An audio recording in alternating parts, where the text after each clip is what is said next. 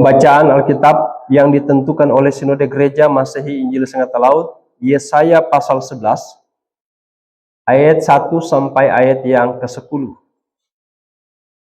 Mari kita membaca bagian ini secara bersama-sama. Mari kita mulai. Raja damai yang akan datang. Suatu tunas akan keluar dari tunggul Isai, dan taruk yang akan tumbuh dari pangkalnya akan berbuah. Roh Tuhan akan ada padanya, roh hikmat dan pengertian, roh nasihat dan keperkasaan, roh pengenalan dan takut akan Tuhan. Ya, kesenangannya ialah takut akan Tuhan. Ia tidak akan menghakimi dengan sekilas pandang saja, atau menjatuhkan keputusan menurut kata orang, tetapi ia akan menghakimi orang-orang lemah dengan keadilan, dan akan menjatuhkan keputusan terhadap orang-orang yang tertindas di negeri dengan kejujuran. Ia akan menghajar bumi dengan perkataannya seperti dengan tongkat, dan dengan nafas mulutnya ia akan membunuh orang fasik. Ia tidak akan menyimpang dari kebenaran dan kesetiaan, seperti ikat pinggang tetap terikat pada pinggang. Serigala akan tinggal bersama domba, dan macan tutul akan berbaring di samping kambing. Anak lembu dan anak singa akan makan rumput bersama-sama, dan seorang anak kecil akan menggiringnya. Lembu dan beruang akan bersama-sama makan rumput, dan anaknya akan sama-sama berbaring. Sedang singa akan makan jerami seperti lembu. Anak yang menyusu akan bermain-main dekat liang ular tedung, dan anak yang cerai susu akan mengulurkan tangannya ke sarang ular beludak. Tidak ada yang akan berbuat jahat atau yang berlaku busuk di seluruh gunungku yang kudus, sebab di seluruh bumi penuh dengan pengenalan akan Tuhan, seperti air laut yang menutupi dasarnya. Maka pada waktu itu taruk dari pangkal Isai akan berdiri sebagai panji-panji bagi bangsa-bangsa. Dia akan dicari oleh suku-suku bangsa, dan tempat kediamannya akan menjadi mulia.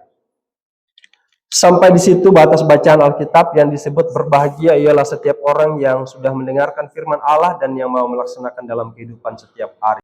Bapak Ibu yang dikasihi dan diberkati oleh Tuhan, salam sejahtera bagi kamu sekalian. Khotbah masa raya Adventus yang kedua ini diberi judul Harapan di Tengah Tunggul yang Kering. Bapak Ibu yang dikasihi dan diberkati Tuhan,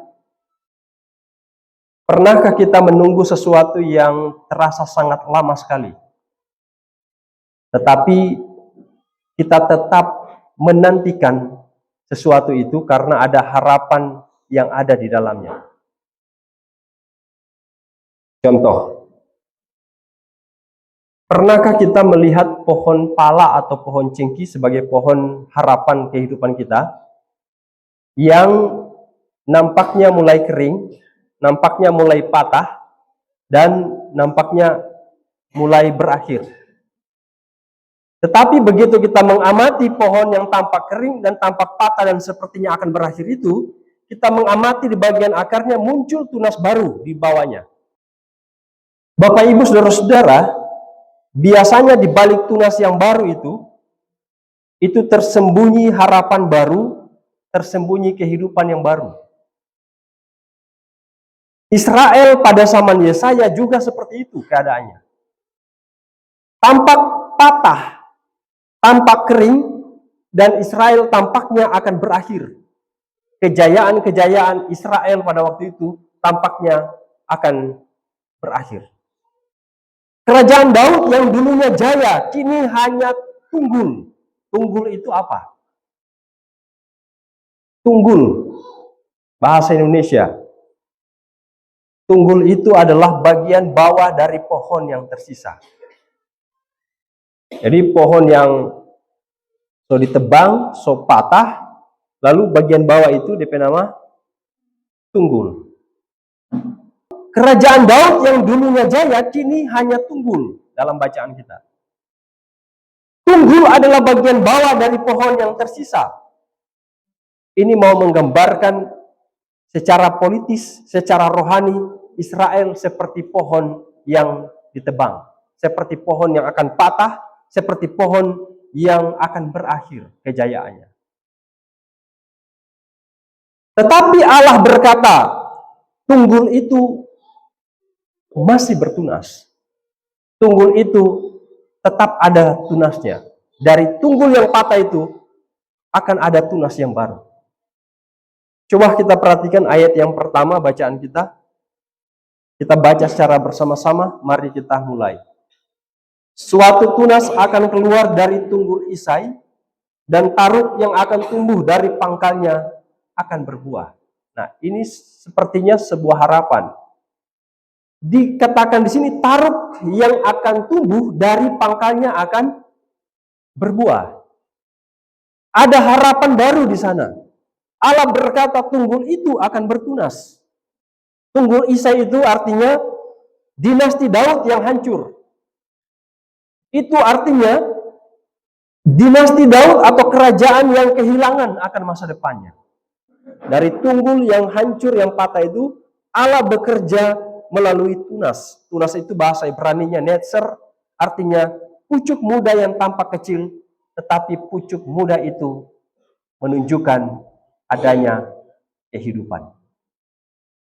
Ini menunjuk pada Mesias yang akan datang, bukan dalam kemegahan tetapi di dalam kerendahan. Ini berarti bahwa Allah bekerja dari hal yang kecil, hal yang tidak terlihat, dan hal yang sangat sederhana. Allah bekerja bukan nanti dari pohon yang besar, tetapi Allah berkarya dari tunas yang kecil sekalipun. Dinyatakan karya Allah yang sangat ajaib. Ini adalah kritik bagi pemimpin-pemimpin bangsa Israel pada waktu itu, di mana pemimpin-pemimpin itu tidak takut akan Tuhan. Sehingga dari pemimpin-pemimpin yang tidak takut akan Tuhan, ya muncul tunas yang baru yang menunjuk kepada Mesias yang akan datang itu. Raja yang dijanjikan itu bukan pemimpin biasa. Tunas yang akan muncul itu bukan tunas biasa, tetapi tunas dan raja itu adalah tunas dan raja yang dipenuhi oleh Roh Tuhan sendiri. Hikmat dan pengertian untuk memutuskan perkara dengan benar dinampakkan pada raja atau tunas yang akan muncul itu. Berbeda dengan pemimpin-pemimpin dunia yang seringkali mementingkan diri sendiri, yang seringkali memerintah dengan ketidakadilan, raja yang baru muncul itu atau tunas yang baru muncul itu adalah pemimpin yang memerintah dengan keadilan. Ayat yang kedua dicatat, Roh Tuhan akan ada padanya, roh hikmat dan pengertian, roh nasihat dan keperkasaan, roh pengenalan dan takut akan Tuhan. Raja atau tunas yang baru itu muncul memerintah dengan keadilan. Raja ini menghakimi menurut penilaian yang tidak dangkal. Saya mengajak kita untuk membaca ayat 3 bagian B. Ini dia akan menghakimi umat tidak menurut pengertian penilaian yang dangkal. Ayat 3b mari kita baca sama-sama, kita mulai. Ia tidak akan menghakimi dengan sekilas pandang saja. Titik. Kalau raja-raja Israel pada waktu itu menilai berdasarkan karakter, menilai berdasarkan pandangan, maka raja yang akan datang itu atau tunas yang baru itu menghakimi bukan dengan sekilas pandang. Bukan dengan melihat dia pakai dasi atau pakai kaos. Bukan melihat dia pakai sepatu atau pakai selop yeye atau pakai sandal jepit. Bukan melihat dari sekilas pandang saja. Raja ini menghakimi menurut penilaian yang tidak dangkal. Ayat 3b mencatat, ia tidak akan menghakimi dengan sekilas pandang saja. Artinya, tidak menilai hanya dari apa yang dilihat oleh mata. Tuhan ketika menghakimi tidak bisa dikelabui dengan pandangan sekilas mata. Orang pakai jas, orang pakai dasi, orang pakai sepatu, pakai kemeja, atau pakai apa? Pakai kaos, pakai selop sandal jepit. Tuhan menilai bukan sekilas pandang saja atau bukan dilihat oleh mata. Tetapi kalau dia mau menghakimi, dia menghakimi di dalam keadilan. Ayat 3 selanjutnya, sesudah ayat 3b, kita baca di bagian bawah. Atau menjatuhkan keputusan menurut kata orang. Maksudnya bagaimana? Raja yang baru muncul itu atau tunas yang baru muncul itu, dia akan menghakimi orang, dia menghakimi semua orang tidak berdasarkan opini publik. Opini publik seringkali digiring. Oh, orang lempar ini opini ini supaya seluruh masyarakat bisa tergiring dalam opini itu. Bukan berdasarkan opini publik.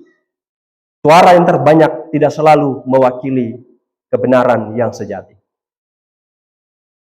Raja yang baru muncul itu atau tunas yang baru muncul itu menjatuhkan keputusan bukan menurut kata orang, bukan menurut opini publik, bukan menurut tekanan-tekanan massa, atau bukan menurut apa yang beredar di mana-mana. Tidak menurut apa yang terbanyak secara kuantitas, tetapi ia menjatuhkan keputusan di dalam keadilannya. Ini sangat berbeda dengan pemimpin-pemimpin di zaman Yesaya. Pemimpin-pemimpin di zaman Yesaya menghakimi berdasarkan penampilan. Oh, DP penampilan bagus. Jadi kebenaran ada di penampilan yang bagus. Pemimpin-pemimpin di zaman Yesaya menghakimi berdasarkan status. Oh, dia punya derajat sosial. Dia punya pengaruh sosial. Oleh karena itu kebenaran ada di pihak dia. Pemimpin-pemimpin di zaman Yesaya menilai atau menghakimi berdasarkan kata orang. Kata orang begini, berarti kata orang itu yang benar. Berbeda dengan pemimpin-pemimpin di zaman Yesaya. Yesus Kristus sebagai tunas yang baru muncul, dia tampil sebagai raja yang berbeda daripada raja-raja yang menghakimi dunia. Dia menghakimi bukan berdasarkan kata orang, dia menghakimi bukan berdasarkan pandangan sekilas saja. Makna Adventus bagi kita adalah kita sedang menantikan raja yang tidak bisa diberdaya oleh penampilan luar manusia. Kita sedang menantikan raja yang tidak bisa dikelabui oleh status-status manusia. Karena ia menghakimi dengan keadilan dan menghakimi dengan kebenaran. Ia tahu isi hati manusia. Ia menimbang hidup kita dengan ukuran kekudusan Allah, bukan menimbang hidup kita dengan penampilan-penampilan rupa manusia. Ia tidak menilai penampilan-penampilan manusia dengan rupa status-status sosial. Tidak menilai. Tidak ada dosa yang luput karena penampilan luar. Semua umat manusia akan dihakimi di hadapan Allah. Itu artinya kedatangan Kristus adalah kabar baik bagi orang-orang yang benar. Kabar baik bagi mereka yang hidup di dalam kebenaran. Nyanda pandang, mereka itu adalah petani yang sederhana, nelayan yang sederhana, atau orang-orang yang bekerja secara sederhana nyanda pandang. Raja yang akan datang itu menghakimi di dalam kebenaran. Berbahagialah mereka yang hidup di dalam kebenaran, karena mereka akan dihakimi oleh Allah di dalam keadilan dan kebenaran. Ukurannya bukan dipandang oleh mata, ukurannya bukan dibisik oleh orang lain, tetapi ukurannya adalah kualitas kehidupanmu yang benar. Itu ukuran bahwa kita akan dihakimi. Kalau orang bikin cookies, ada itu, apa nama itu? Ayah-ayah kan? Isi tepung, lalu diayah. Saat diayah begini, yang jatuh itu DP apa? DP bersih kan? Lalu yang tersisa di ayah-ayah itu DP apa? DP itu mau dipakai atau mau dibuang? Mau dibuang. Begitu Adventus. Adventus itu. Jadi Adventus itu adalah seperti ayah-ayah. Mau bikin cookies, mau membuat kue. Dicari dia punya yang bersih, lalu yang kotor itu dibuang. Nah, ayah-ayah yang Tuhan pakai itu, adalah ayah-ayah yang takaran keadilan dan kebenaran. Siapa yang adil dan benar, ya dia dipakai di dalam kemurnian yang turun itu. Tapi yang tak singgah itu adalah tidak benar dan tidak adil. Itu yang akan dibuang. Ketika Kristus datang kembali, Ia tidak menilai kita dari rupa luar, tetapi dari hati yang baik dan benar, dari hati yang sesungguhnya. Karena itu masa Advent adalah masa mempersiapkan diri dengan hidup adil, hidup jujur, dan hidup di dalam pertobatan. Itu masa raya Adventus. Masa yang dikasih bagi kita untuk bertobat, bagi kita untuk hidup adil, dan hidup di dalam kejujuran. Ayat 6 sampai ayat yang ke-9. Yesaya melukiskan dunia yang dipenuhi dengan damai ilahi. Kalau boleh mari kita baca sama-sama. Ayat 6 sampai ayat yang ke-9. Kita mulai. Serigala akan tinggal bersama domba, dan macan tutul akan berbaring di samping kambing. Anak lembu dan anak singa akan makan rumput bersama-sama, dan seorang anak kecil akan menggiringnya. Lembu dan beruang akan sama-sama makan rumput, dan anaknya akan sama-sama berbaring, sedang singa akan makan jerami seperti lembu. Anak yang menyusu akan bermain-main dekat liang ular tedung, dan anak yang cerai susu akan mengulurkan tangannya ke sarang ular geludak. Tidak ada yang akan berbuat jahat atau yang berlaku busuk di seluruh gunungku yang kudus, sebab seluruh bumi penuh dengan pengenalan akan Tuhan, seperti air laut yang menutupi dasarnya. Ayat 6 sampai 9 ini melukiskan dunia yang dipenuhi dengan damai. Dicatat serigala dan domba hidup bersama. Coba, ini predator dan korban. Kontra semua dia punya contoh. Serigala dan domba, predator dan korban. Macan tutul dan kambing. Mana yang kuat dan lemah? Macan tutul. Yang lemah? Kambing. Sapi dan beruang. Yang kuat? Beruang.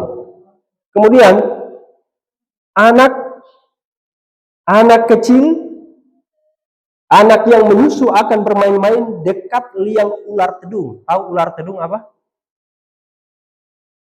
Ular tedung itu ular kobra. Ini adalah perubahan total dari dunia yang ganas seperti serigala, yang sering menjadikan domba sebagai korban. Seperti beruang yang sering menjadikan sapi sebagai korban. Seperti macan tutul yang sering menjadikan kambing sebagai korban. Ada predator, ada korban. Ada yang kuat, ada yang lemah. Beruang dan sapi, ketajaman kuku beruang itu diganti dengan kelembutan daripada sapi itu sendiri. Jadi di sini Bapak Ibu Saudara-saudara, ini adalah simbol dunia yang diperbaharui. Ini mau menggambarkan simbol dunia yang diperbaharui. Tadinya di dalam dunia yang nyata ini, ada yang bersikap seperti serigala, ada yang hidupnya laksana domba. Ada yang bersikap seperti predator, yang ada juga yang seperti domba yang lemah. Ada yang bersikap seperti beruang, ada yang bersikap seperti sapi. Ada yang bersikap seperti macan tutul, ada juga seperti kambing. Ada yang bersikap seperti ular tedung atau ular kobra terhadap anak kecil yang lemah. Ini adalah simbol dunia yang diperbaharui. Tidak ada lagi kebencian. Tidak ada lagi predator. Perhatikan, serigala dan domba hidup bersama. Tidak ada lagi predator di situ. Macan tutul dan kambing ada bersama. Tidak ada lagi yang kuat dan lemah. Beruang dan sapi makan bersama. Tidak ada ketajaman kuku, tetapi yang ada kelembutan. Tidak ada kebencian, tidak ada perselisihan, tidak ada ketakutan. Anak kecil sekecil pun tidak takut terhadap ular tedung. Tidak ada ketakutan. Damai yang sejati bukan hasil daripada perjanjian-perjanjian politik duniawi. Perjanjian politik bisa menjanjikan kepada kita, oh kalau ngoni back yang begini, maka orang akan kasih begini. Itu perjanjian politik. Damai yang sejati bukan muncul dari perjanjian politik, Tetapi damai yang sejati adalah karya Mesias yang memulihkan ciptaan. Semua orang yang tadinya saling berselisih, saling membenci, hidup dalam ketakutan, itu diperbaharui di dalam kehadiran Mesias di dalam dunia ini. Dan ini adalah karakter Mesias, yaitu membawa damai di dalam kehidupan kita. Membawa damai dalam kehidupan kita. Advent mengingatkan bahwa kedatangan Kristus membawa pembaruan ciptaan.